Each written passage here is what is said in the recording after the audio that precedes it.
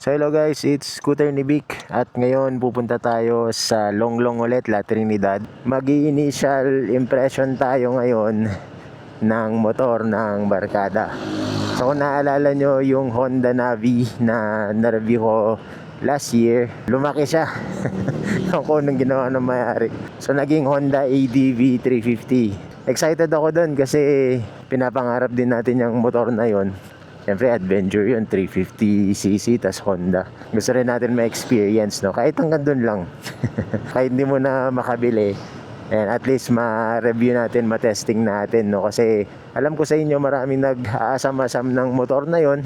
Itong Honda ADV 350 naman na to, iba rin yung kanyang market. Hindi rin siya comparable sa X-Max, no? Porque 300cc parang yun na yung ka-head to head niya. Para sa akin hindi siya comparable kasi unang-unang X-Max, it's not built for dual sport, more on touring na maxi scooter pa rin siya. Ang katapat ng Honda ADV 350 ay yung ngayon yung kalalabas lang, yung X350 ng Kymco, tsaka yung XTG ng SYM na 400. Yan yung mga katapat niya. Yung Zontes 400 na mga adventure version. So, yun yung segment ng Honda ADV 350.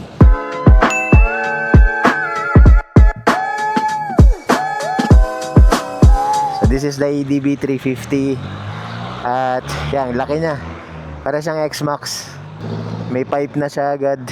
Medyo bulky. Tapos, dito open siya. Ito yung usual na parang comment nung iba, bakit ang laki ng butas dito. Malaki yung kanyang compartment. Then yung grab bar niya split type. May plaka na Showa sa likod. Para din to yung ADV 160. Pero ito mas mahaba. And parang parehas lang din naman siya na naging naging bulky. Parang naging kuya lang siya, 'di ba? Tapos adjustable ito. Itong windshield niya. So i-road test ko muna to para may initial impression tayo. Alright, so medyo mababa yung kanyang seat. 5'10 ako. Medyo nakabuka ka lang tayo ng konti pero abot na abot naman siya. So kahit mga 5'6", 5'4 or below, kaya pa rin ito. Medyo magaan siya pag isa-sway. Tapos okay din ang kanyang ground control kung sakaling traffic. And then malapad ang kanyang footrest. Tapos ito ang kanyang TFT. Tapos kill switch, basically the same, na pinalaki lang talaga. So hindi siya complicated gamitin, straightforward na lang din siya. No, tsaka yung butas dito guys, kung nakikita nyo yan, hindi naman kayo mag-aalangan dyan na talsikan kayo ng tubig kasi meron naman siyang front fender . So talagang inopen lang ito, tong area na to. O kasi since adventure naman to, so yeah, expected. Mayroon na siyang handguard, built-in na o libre na. Matibay naman yan. Ito yung control ng navigation. And yan, ayun na yun. So start na natin siya. Okay. Mukhang maingay ito Naka-acropovic. So medyo hindi tayo sanay sa sa ganyang kaingay kasi ayoko ng maingay na motor. Okay. Alright, nice. So medyo mabigat din siyang dalhin. Tsaka mataas. Maganda to sa sa highway. Dapat unang-una pwede na nilang ilagay ito sa consider na nila to sa expressway . Considering yung laki niya, tsaka yung bigat niya, very stable to sigurado. Ingay ng pipe. Pero bagay niya naman yung pipe niya. Kaya lang hindi ko lang alam kung papasa to sa sa LTO. Pero considering na 300cc siya, most likely siguro. Tingnan natin. Taas. Parang naka SUV dito. Taas. Medyo mahirapan lang magsingit-singit dito kasi nga ang laki. Given na to stable kasi syempre 350cc, tapos anong lapad ng gulong, makapal yung gulong, edi stable talaga to. I'm not sure lang pag nasa trail na. Tatry ko nga mamaya dun sa taas banda, sa may Toshay, sa Gidos. Try natin pumasok dun.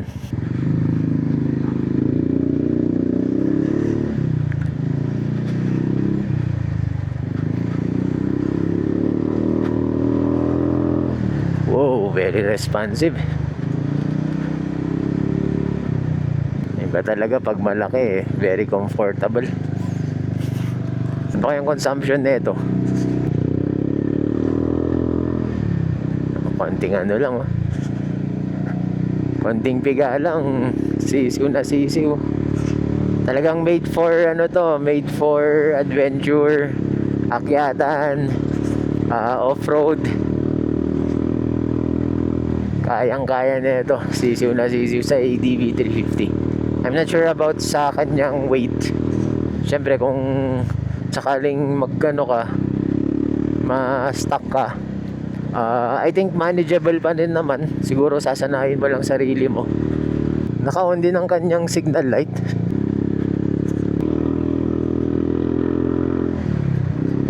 Lakas. Maganda to pag nagbabiyahe, nag-adventure. Pero kung pang daily mo, medyo mag-aalangan ka ng konti. Pangit naman busina niya. Mas malakas pa yung busina ng Dollar dito Okay, so pag-usapan natin ngayon ng konti itong ADV 350.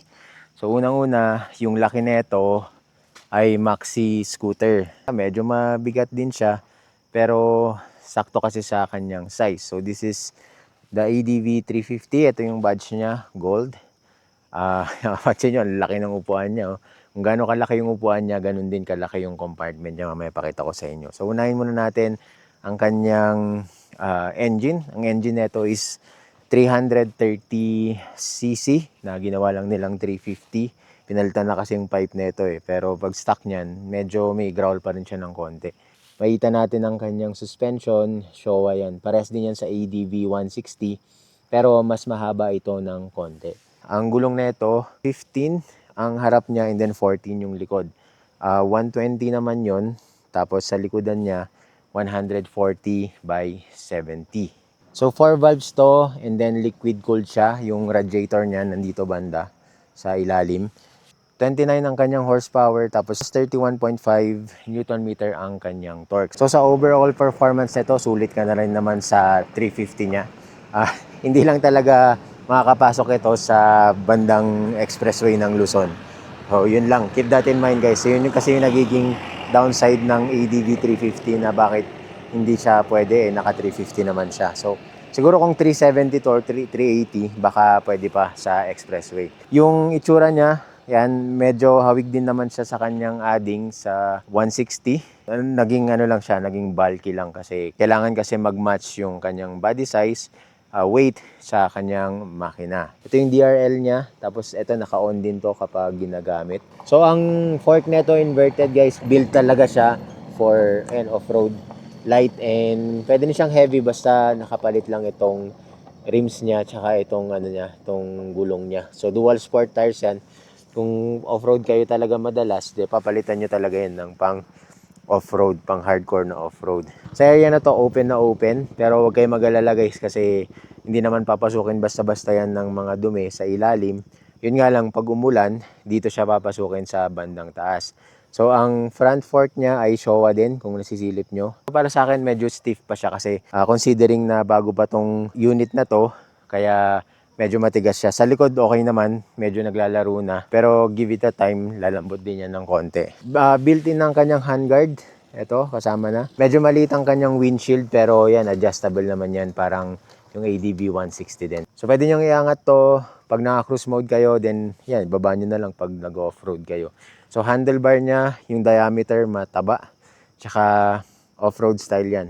So medyo wide stance ang inyong elbow dito. Itong instrument panel niya medyo maliit, pero at least yung orientation niya, kitang-kita nyo naman. So yun, tas keyless na rin siya, and then pindot-pindot na lang yan. Tas ito may pocket siya dito sa harap. Yan, maliit na pocket para sa gloves, para sa pamunas. Parang kabuhugas lang to Tapos ito yung navigation niya, controls niya para sa kanyang LCD. Yan, pakita ko sa inyo para may idea kayo. Right. So ito, yan yung itsura niya. Yan yung itsura ng panel niya. So very simple lang, pero yan, straightforward na rin naman. So dito yung horn niya as usual. So alam nyo naman na to, nandito yung kill switch, hazard, wala tong park brake. And then dito sa may bandang likod, naka-split type siya na grab bar. Yan, split type yan. Tapos medyo maliit ang kanyang tail light. Ganyan siya pag nagbe-brake. Okay. So medyo lumipis dito, committed ng konti dito sa likod, naging less bulkier siya. So pinapakita ang kanyang rear shocks, ang kanyang Showa na may reservoir. Yan, tapos may mudguard dito. Yan o, goods na goods yan kasi yan yung sasalo ng mga dumi. Tapos ugasan na lang. Then yung stock niya, and then di na to naka-stock, naka-upgrade na ng Akrapovic ang kanyang pipe. Kasi yung may-ari mahilig talaga sa mga ganyan eh. Then dual disc brake sa likod, tsaka sa harap. Naka TCS na rin siya, okay? Yung TCS guys, pwede nyong i-off yan pag nag-offroad kayo para mas maganda ang kanyang performance. Seat height na ito, 795 millimeters. Okay pa rin siya eh. Medyo mababa pa rin siya. Height friendly. Kaya pa yan ng mga 5'6 or less than yung ganong height. Ako 5'10 ako, goods naman siya. Malapad nga lang talaga. And then, ground clearance niya, ito 145 millimeters. So, goods na rin yan. Saktong-sakto lang para hindi laging sumasayad. And, ang isa sa nagustuhan ko dito, malapad ang kanyang floorboard or kanyang footrest. And then, may cruise mode ba siya dito.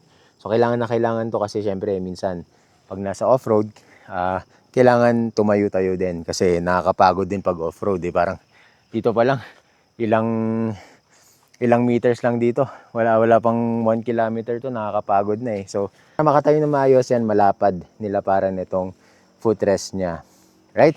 And then ang similarity nito guys sa bagong Honda ADV, ito nilagyan na rin ng ganito. Ito guys, hindi ko na i-recommend na mag top box pa kayo dito kasi ang laki na ng kanyang U-box eh. Hindi na siya, kung ako magkakaroon ng ADV 350, hindi ko na siya lalagyan ng top box. Ganyan na siya, as in, wala nang ilalagay pa. Right? Itong handguard pala na to, built-in na to, kasama na siya. Matigas din siya. Yan, para pag hindi kayo natatalsikan. Hindi natatalsikan yung kamay nyo kapag nag-off-road kayo. So last na papakita ko sa inyo itong seats niya. Grabe. Ilan to? 36 liters yata ang kanyang U-box. Grabe oh. Napakalaki niya. Kasya dito dalawang full face helmet. Tapos yung mga gamit-gamit na yan. Pwede mga singit-singit. Yan. Kung half face naman yung sa pillion, sa back ride. Yan. Kasya na. Talagang maraming mailalagay. So magandang ilagay na lang dito is yung side pannier niya. Kung may mahanap kayo, yun na lang siguro yung pwede nyong extra storage. Merong lalagyan ng tools dito sa gilid. Yan, para hindi siya sagabal. So, ang fuel capacity naman nito, around 11 lang siya. Doon lang ako medyo nabibitin kasi, 350cc na, 11 lang yung kaya niyang ikarga. XTG ng SYM, tsaka X350, umaabot sila ng, I think, 14-15 liters ang kaya nilang ilagay. So, doon lang medyo talo si, ADV 350. Mga kompetensya niya ngayon. So yan ang initial review natin para dito sa bagong ADV 350 na release to nung last year, 4th quarter. So ginawa itong ADV 350 na to as dual sport. Pwede siyang pang off-road, pwede siyang pang on-road. Nilakihan lang siya, ginawa lang siyang 350cc para sa mga naghahanap ng mas malakas pa or nabibitin sa mga 160, 180cc displacement ng mga motor. Ito yung isa sa dapat nyong pagpilian ngayon. Pero kare-release lang kasi ng Kymco X350. So medyo may choices na naman tayo kasi nauna na yung XTG ng SYM. Ang advantage naman nun ay 400cc siya. Pwede sa expressway yon, mas malakas. Tapos naka-sprocket type na rin. Check nyo na lang yun guys kasi marami kayong review na makikita dun sa SYM XTG 400. Tsaka very interesting din yung paglabas ng Kymco Exciting X350 kasi tinapatan niya tong ADV 350 ng Honda. So, feature pack din yun guys. Napakaganda. Tsaka yung presyo niya, nasa 270, 280 lang. Compared dito, nasa 300 plus. Alright? So, yan. Bahala na kayo mamili kung ano yung sa inyo, kung ano yung natitripan nyo. Hindi ko na problema yun. Pero, impression ko dito sa Honda ADV 350, hindi ko sasabihin pwede na, pero goods na goods na.